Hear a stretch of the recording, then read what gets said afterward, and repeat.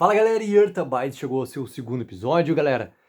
Esse episódio, ele simplesmente colocou algo que eu achei muito curioso, que acredito que sim, seja muito também da fonte de origem, né, da obra original da adaptação, que vem em relação a essa vingança toda da natureza, que me lembrou direto um trabalho de 2008 do M. Night Shyamalan chamado Fim dos Tempos. Não pelo que exatamente acontece, lá no filme do M. Night Shyamalan, mas por uma ideia que está colocada ali no momento onde a Emma e o Ish estão conversando sobre o motivo do porquê que aconteceu o que aconteceu com o mundo, com todos que existiam, né, dentro do nosso planeta que não existem mais, e também assim do porquê, tentar achar uma explicação do porquê que eles foram os escolhidos a serem imunes e porquê que eles permaneceram vivos. E eu acho essa linha sobre a vingança da natureza algo bastante interessante, para tentar entender muito também assim do clima que é desenvolvido nesse segundo episódio. Porque a gente tem novamente a passagem de um ano nesses eventos, né? A gente tem no primeiro episódio ele do momento em que acontece a chegar um ano depois, e agora a gente tem a passagem de mais um ano nesse segundo episódio. Que desde o início ele estabelece a relação ali do Ishi e da Emma. E pra, assim, conseguir curtir muito esse episódio, tu precisa realmente entrar nessa viagem que é como que é estabelecida essa relação. Porque a partir do momento, que tem aquele primeiro encontro dos dois ali, com a Emma apontando a arma lá, em cima da casa, onde ela tá ali colocada naquele momento, e já começa a aproximação dos dois personagens ali. É uma aproximação que acontece de uma forma muito, digamos assim, simples. É algo muito simples.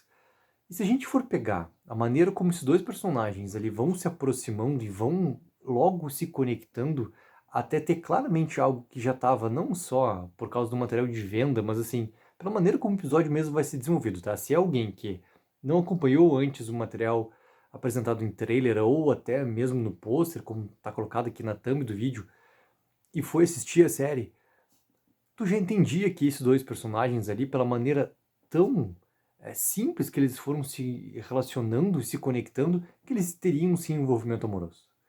Então, assim, para curtir muito esse episódio, tu precisa entrar dentro da maneira como o episódio vai desenvolvendo esses elementos. E tem que deixar muito de lado, mas muito de lado. Algo que a cultura pop daí sim nos ensinou. Por exemplo, eu vou pegar algo que é um tema extremamente importante aqui no canal, chamado The Walking Dead, que bebe também muito dessa fonte, cara. É que tá, o Só a Terra Permanece, né, a obra original é de 1949, e é muito levado como, né, o grande pai ou o grande avô de todo esse universo pós-apocalíptico como a gente conhece em relação a zumbi e tudo mais, o mundo pós-apocalíptico por completo, tá? Se a gente for pegar por base, assim, botar um paralelo em relação ao The Walking Dead, aqueles dois personagens já naquele primeiro encontro da arma, o momento onde já tem a Emma abrindo a porta pro Ishi, entendeu? E os dois já vão conversando, já vão se conectando, tem a relação do chá.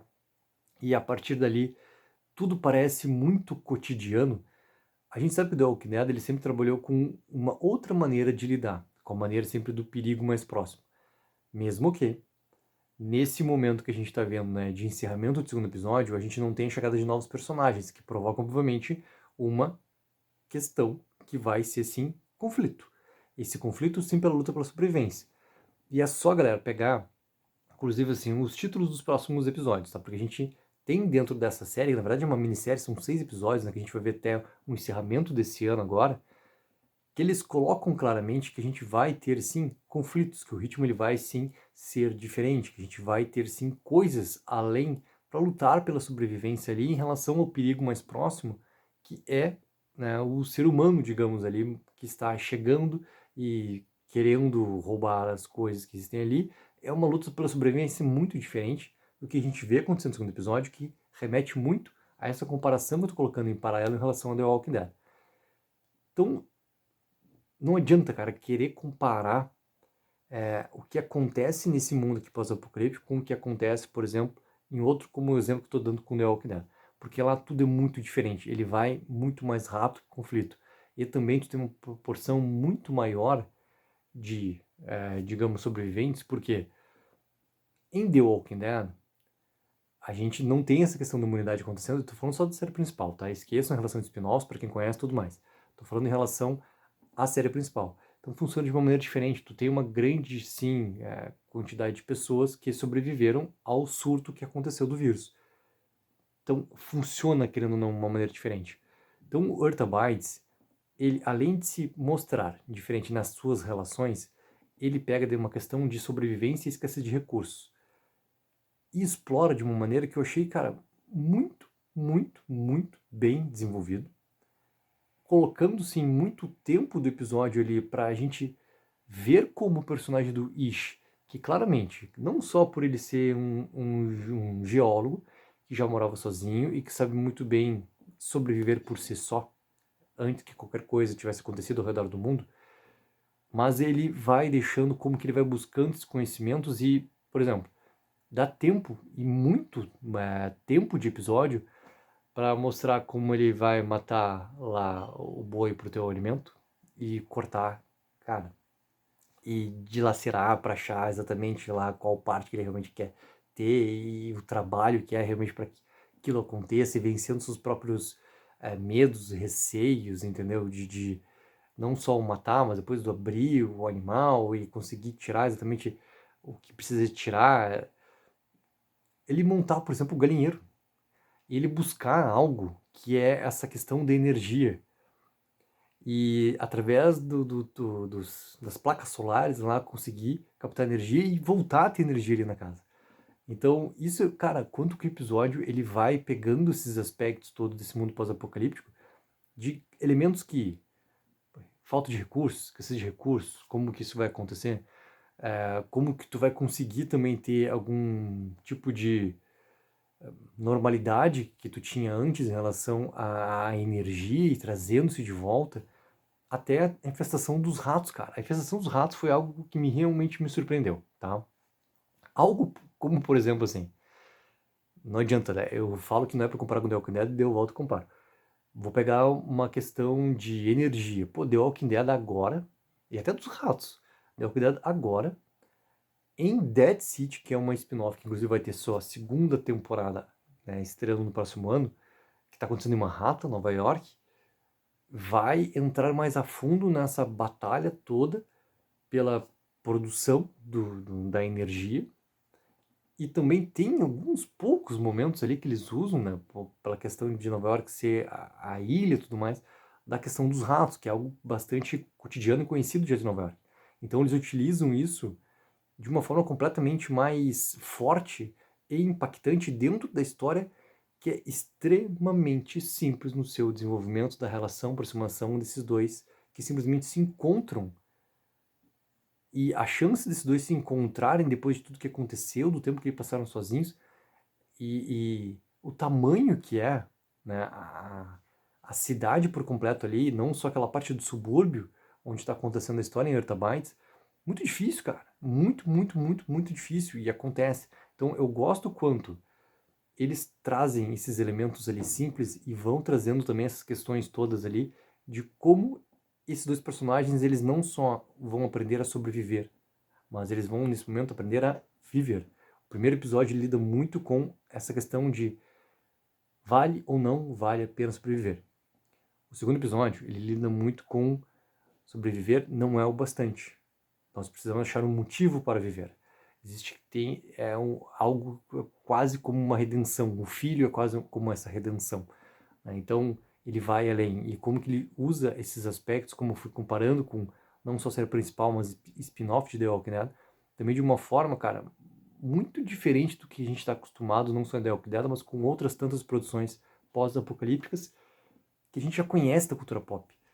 E se a gente for pegar daí a origem, por ser lá atrás, o quanto que também existia, né, por mais que a série, obviamente, né, tá tendo que ser atualizada na sua adaptação do que foi a obra original, pela grande distância que tem de tempo onde essas duas histórias acontecem, mas o quanto que existia até esse aspecto mais humano e íntimo dentro dessa história. E que, galera, pô, eu tô gostando muito.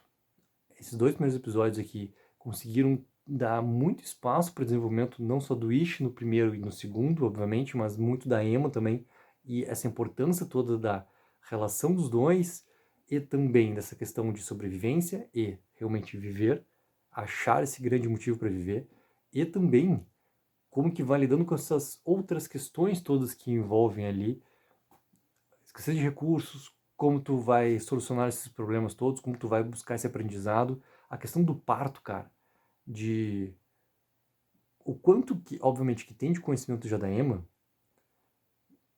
que era uma questão ali, quando começa a ter aquela montagem, né, do Ish imaginando já, e vem novamente a imagem dele cavando a cova que ele colocou os pais, para mim já era algo que o episódio estava preparando, que era a morte da Emma e a morte do filho.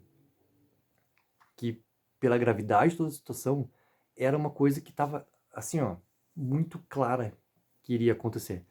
Então, sabe, quanto que uma normalidade precisa ser realmente vencida e superada nesse momento de uma questão que é muito simples, e quanto que o episódio ele vai lidando isso com muita, muita, muita atenção. E óbvio que essa questão toda sobre origem, sobre uma cura, né, isso tudo, para mim, assim, ó, esse segundo episódio, eu acho que ele meio que cimenta qualquer possibilidade disso acontecer daqui para frente.